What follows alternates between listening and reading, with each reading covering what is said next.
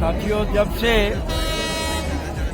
भाजपा जो सरकार है सेंटर में, उसने जून में जब ये अध्यादेश पास किए 3, एक तो एपीएमसी एक्ट को ख़त्म करना, दूसरा एसेंशियल कमोडिटीज एक्ट 1955 को ख़त्म करना, और तीसरा जो इन्होंने किया कि भाई कॉन्ट्रैक्ट फार्मिंग को लागू करने के 3 अध्यादेश ये लेकर आए। और उसी के आने के बाद लोगों में बड़ी बेचैनी शुरू हो गई कि भाई अगर मंडी टूट गई तो हमें भाव नहीं मिलेगा। और उसी समय से हमारे एरिया में, जैसे पंजाब और हरियाणा के बाकी इलाकों में जो किसानों का आंदोलन शुरू हुआ, तो हमारे यहाँ भी लोगों में आंदोलन शुरू हो गया। और उसमें हमने किसान सभा ने एक रोल अदा किया कि हमारे यहाँ एक बड़ौदा हल्के में एक बाई इलेक्शन था, वो सोनीपत जिले में पड़ता है। तो हमने वो पीटीआई के और दूसरे लोगों को, किसानों को लेके हमने पहले ही गाँव के लोगों को ये इन जो अध्यादेश हैं इनके बारे में पूरी तरह से समझाया। अगर ये अध्यादेश कानून बन गए तो इससे हमारी खेती रुक जाएगी और हमारी ज़मीनें छिन जाएंगी, वो लोगों की समझ में आया। और जो बड़ौदा के हल्के में जो अपोजिशन की कैंडिडेट जीता, उसका नतीजा है कि भाई जो हमने किसान सभा ने वहाँ काम आगे ये है कि भाई मैं ये कहना चाहता हूँ कि ये जो कानून है इसमें ये भ्रांति फैलाई जा रही है, ये किसानों के हक में है, ये किसानों के हित में नहीं है। ये कानून ये पूंजीपतियों के हित में लाया गया है, क्योंकि अब हमारे देश में 12,000 अरब का खुदरा व्यापार है। 12,000 अरब का खुदरा व्यापार, उस पर पूंजीपतियों की नजर गड़ी हुई है। अभी उन्होंने व्हाट्सएप कंपनी के साथ 55,000 करोड़ का सौदा किया। और जो हमारे यहाँ जो गूगल है, गूगल के साथ भी समझौता करेंगे, क्योंकि जो व्हाट्सएप कंपनी है वो रिटेलर में जाएंगे अदानी के साथ और अंबानी के साथ।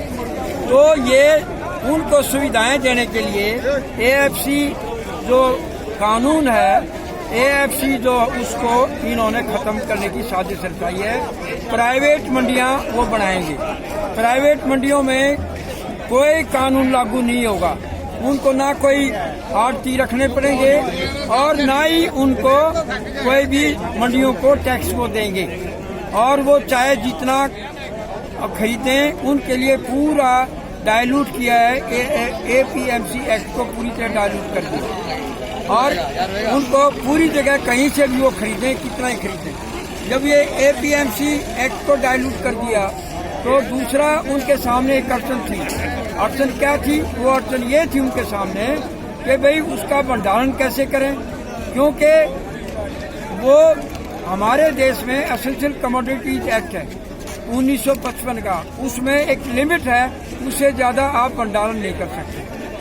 तो उसको खत्म करने के लिए उन्होंने उसमें संशोधन किया दूसरा एक्ट में। अब इनको खुली छूट दे दी कि भाई कितना ही भंडारण करो, कितना ही खरीदो, इनको खुली छूट है। मतलब ये हुआ कि जो जमाखोरी है उसको इन्होंने कानूनी दर्जा दे दिया, जमाखोरी को कानूनी दर्जा दे दिया।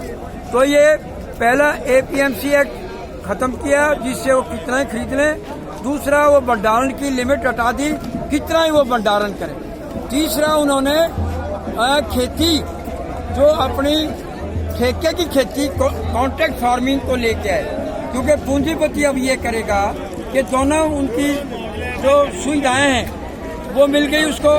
तीसरा ये वो अपनी मर्जी से दालें उगवाएगा, अपनी मर्जी से गेहूं उगवाएगा, अपनी मर्जी के टमाटर, अपनी मर्जी के आलू, अपनी मर्जी का प्याज, वो अपनी मर्जी से सब कुछ कराएगा। वो कहेगा भाई ये इतने आप प्याज बो दो, आलू बो दो। और वो जब खरीदने की बात आएगी, तो खरीदने की बात जब आएगी तो उस समय कहेगा कि मेरा तो एग्रीमेंट ये नहीं था, ये जो आलू हैं ये आप इन्हें खराब है, कहाँ ले जाएंगे आप। तो ऐसा उसके साथ करेंगे। इन्होंने क्या कर दिया कि हम किसान जो हैं इस एक्ट के अनुसार हम सिविल कोर्ट में अपना मुकदमा नहीं कर सकते, सिविल कोर्ट में मुकदमा नहीं कर सकते हमें।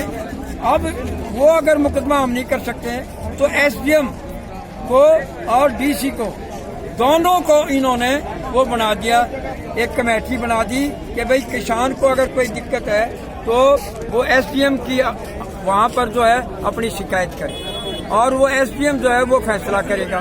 तो एसडीएम तो वो फैसला करेगा तो चीफ मिनिस्टर से आएगा, अगर वहाँ भी नहीं हुआ तो वो डीसी के यहाँ जाएगा, डीसी भी वो सरकार के अनुसार फैसला करेगा।